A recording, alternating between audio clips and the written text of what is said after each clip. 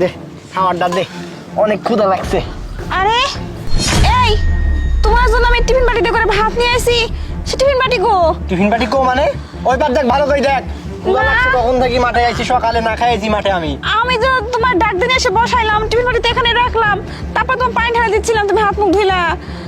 ফাইজলামি করে নাকি? হ্যাঁ, আল্লাহর সকালবেলা না খাইছি মাঠে, আর কয় টিফিন বাটি নিয়ে আইছি।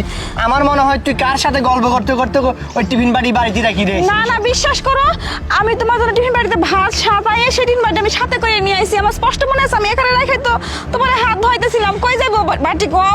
দেখ আমার রাগ উঠাইছেন, তুই কি আমার সাথে ফাইজলামি করিস?